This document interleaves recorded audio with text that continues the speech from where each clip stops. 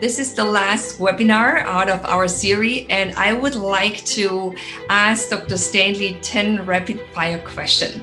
And Jayne, they are about NICU music therapy and about music therapy, not specific to your topic. And then afterwards, we will come back to the topic if the attendees have questions, or also maybe have a question that I always wanted to ask you.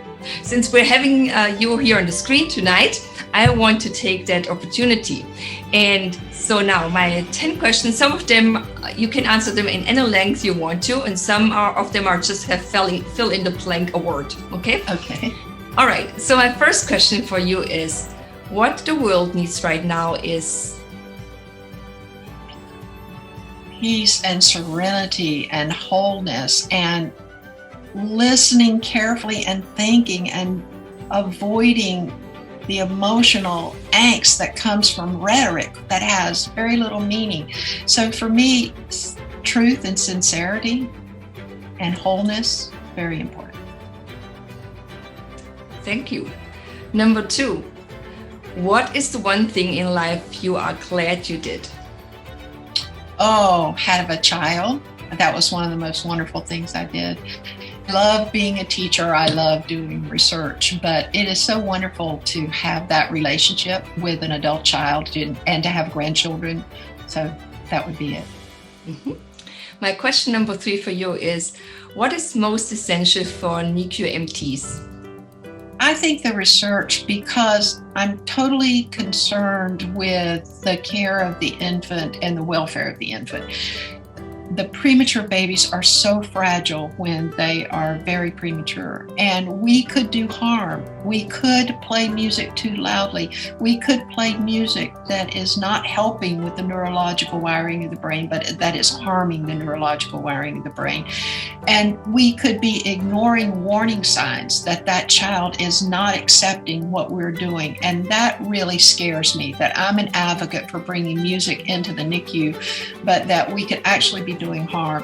And I think to be so careful with the research, to be sure that we are following all of the medical guidelines and that we know the guidelines and we know the gestational needs of the child at their gestational age. I just think that is so critical. So for me, it has to be based in research. Mm-hmm. That was no surprise that you said that. Number 4, what is one surprising thing you have to do in your job on a daily basis? Oh, good grief. Try to interact with people without being in their real presence. I mean, Zoom is not the greatest way to do class. Advising students about their life over the telephone, like what courses they should take or whether they should get a job or go to grad school, or I just find that I miss the human connection, as everybody else in the world is saying right now, and I will be so glad to get back to that, hopefully very soon. But you're doing it very well, and you're here even in the webinars, so I'm very proud of you that you're doing this. Thank you. Number 5, what should be a required reading for working with premature infants? Well, I think that the Premature Infant book, where we have tried to compile all of the information. And for me, the newest piece is the Gestational Developmental Milestones that Emily Pivovarnik has put together so carefully. And she did one of your webinars on that. Right. And that was just her thesis research, and it will be published soon. And I think that is going to be imperative. Yeah, and that was a very valuable webinar she gave. And she put together, we sort of knew generally what gestational needs were at each age, but she pulled together every medical text she could find and summarized it. It's really a fantastic scholarly job. Mm-hmm. Glad she did the work for us. Yes, she did. Number 6 is a fill in the blank. So there should be a word. Is underrated in music therapy? Competence. All right. Number 7. NICU MTs are the most fill in the blank people. I think compassionate. Mm-hmm. I think so too. And number 8, what gives you hope for the music therapy profession?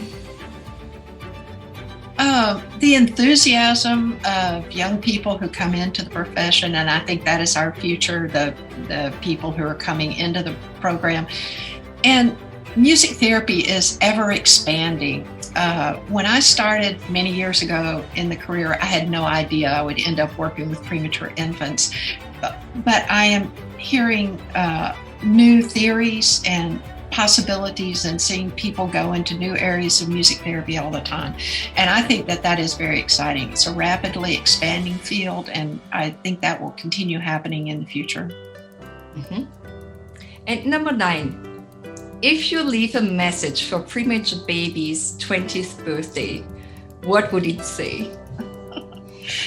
I would say, I hope somewhere in your love of music, there's something related to the lullabies and the interactions that we had with you, and that you relate to music in the same way that I do. Beautiful. And my last question, number 10. What's the word of encouragement for our webinar attendees? I think the word is being tenacious. That many people who know me personally say, you're the most tenacious person I've ever met. I can't tell you how many times I've heard from a medical person, you don't have enough research, your research isn't strong enough, the N is not large enough. I've been doing this for 20 years, and I will take on any doctor in the world with my amount of research for a very specific use of music therapy in the NICU, and I have no hesitation about doing that.